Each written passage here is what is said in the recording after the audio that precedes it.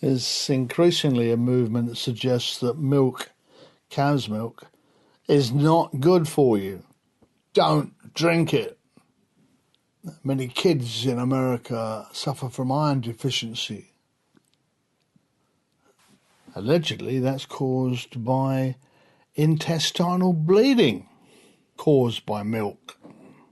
There is no doubt, and the dairy industry will acknowledge this as Hippocrates once did, that some people are allergic to milk. This has got nothing to do with the way in which milk is treated. It is because people are allergic to milk itself. Lactose is the sugar in milk, and it needs to be broken down by the enzyme lactase that lives in our intestines and bowels.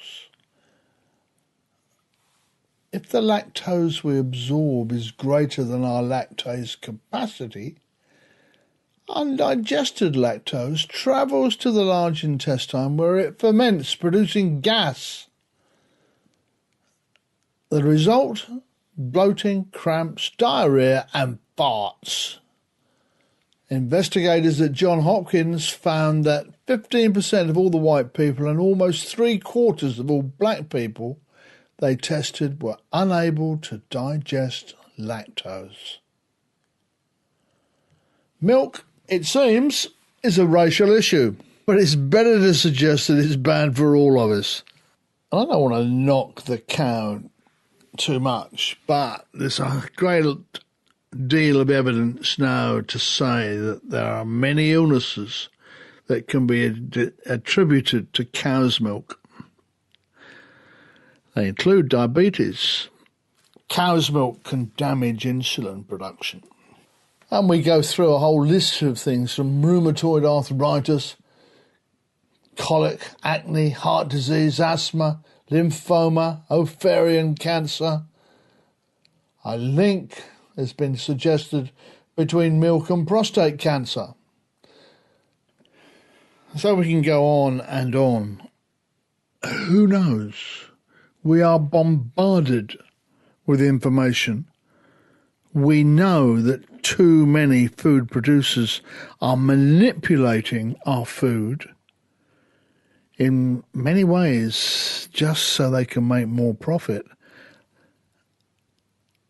Nobody really wants to control the production process.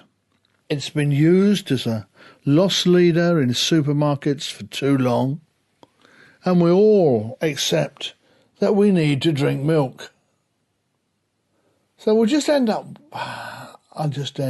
by thinking of osteoporosis, allegedly caused by calcium deficiency. There's a myth being created about osteoporosis, for instance, that somehow or other milk replaces the calcium that we've lost. But there's also another huge body of evidence that says we have enough calcium, but that we lose it. And so why do we lose it? There's a conundrum that needs to be solved. American women, for instance, are the biggest consumers of calcium in the world and yet still have one of the highest levels of osteoporosis in the world. Even the Dairy Council's given people suffering from osteoporosis milk every day and then found that they lost calcium at twice the rate. So that didn't work out very well, did it? Chinese people eat and drink no dairy products and get all their calcium from vegetables. And yet, osteoporosis is uncommon in China. So why is that?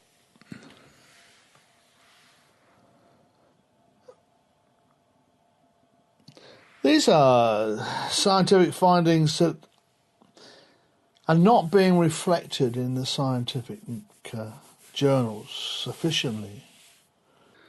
There have been places where they've replaced calcium, high calcium diets with vitamin D and had far better results. Far fewer people have had hip operations. So what I'm really saying is that milk is not the great home protector. We're doing well. And I think it's one of those things for which we must thank Margaret Thatcher, although somewhat belatedly. She stopped schools having school milk, which was probably a good thing. Whether she realised that or not, we don't know. The joy is that we're not drinking milk in the quantities that we once used to. There are panics in supermarkets, partly because they've used milk as a loss leader for so long that they think that's why we all go to their supermarket to pick up 4 pints of cheap milk. I'm not sure that's true. And the farming industry is powerful. Does a lot to keep the myths alive, particularly that milk is good for us. Milk is questionable. We need to think about it.